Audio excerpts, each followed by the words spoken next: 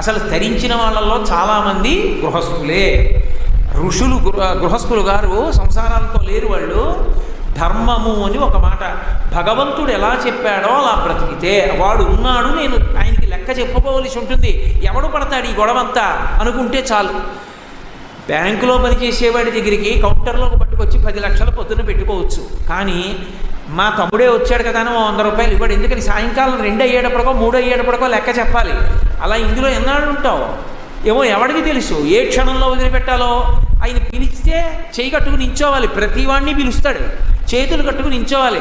ఎరా అబ్బాయి, మనుష్య జన్మనిచ్చాను, ఏం చేశావు, ఏం చెప్పాను, తీసుకొచ్చిందంతానేమో వాళ్ళ పిల్లలు ఎత్తుకుపోయాయి కింద, తప్పులన్నీ నా మీద మిగిలిపోయాయి, ఎందుకురా ఈ పాటి దానికి నీకు మనుష్య జన్మ హో అని మళ్ళీ కోట్ల జన్మలు ఎక్కడికో పంపించాడు అనుకోండి, ఏమైపోతాను. అందులో వద్దు, నేను లెక్క చెప్పుకోవాలన్న భయం నాకు ఉందనుకోండి, అదే భక్తి. అప్పుడు తప్పు చెయ్యడు. ఇదే శాశ్వతమా, ఉండిపోతామా, వెళ్ళిపోయే వాళ్ళందరూ.